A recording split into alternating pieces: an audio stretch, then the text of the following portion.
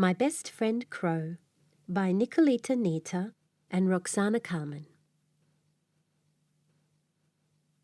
This is Rusty, a sweet girl with her orange hair always messy, skin as pale as her grandma's rice cake, and blushed cheeks sprinkled with freckles.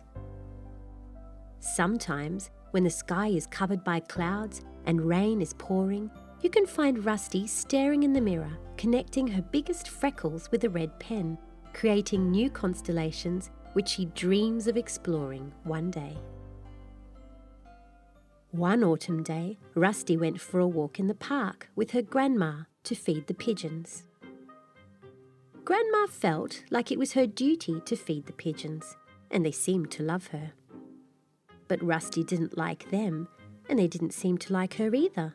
When Rusty was giving them a piece of bread, they flew away. Blah!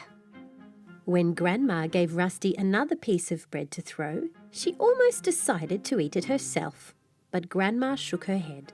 Those picky pigeons flew away before the piece reached the ground. Then a flutter of black feathers caught Rusty's attention. This bird was big, had black feathers and a sharp beak, and it ate the bread thrown by Rusty. Rusty started giggling happily and threw another piece of bread. The crow caught it immediately. But Grandma chased the crow, and it took flight in the tree's branches. Shoo! We don't feed the crows, Grandma explained to Rusty on their way home. They don't deserve bread. Crows are mean and sly. Rusty had other thoughts.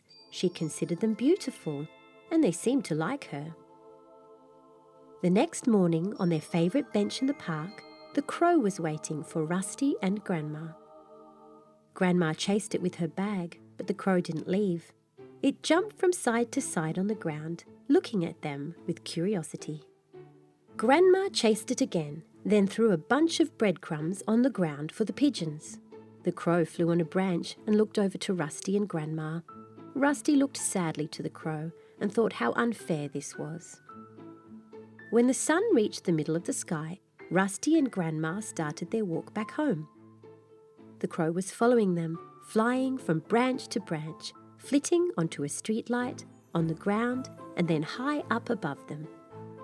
Rusty was amazed. So what if the crow was a crow? It was beautiful, and it didn't seem mean or sly. When they reached home, Rusty waved goodbye to her friend. The next morning, Rusty prepared for her walk in the park. She filled her pockets with breadcrumbs, all for the crow. But where was the crow?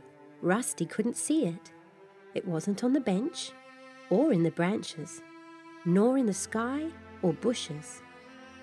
Rusty returned home sad and disappointed. Her sad face worried her parents and Grandma, and they wondered what had happened to their happy girl.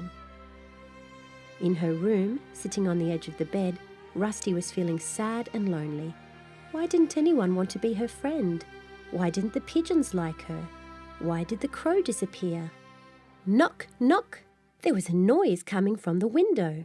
Who was watching Rusty with its black, shiny eyes? The crow! Rusty took a chair and, climbing on it, she opened the window. "I thought you left me," said Rusty. She was smiling from ear to ear, super happy that her friend came back. Rusty emptied her pockets on the windowsill, and the crow started eating happily. With a little courage, Rusty lightly and gently petted the crow. When the crow finished eating, it didn't fly away, but stayed to listen to Rusty's stories and made funny dances to amuse her. How nice it was to finally have a friend. The end. Thank you for reading with Storyberries.com. Free stories for kids.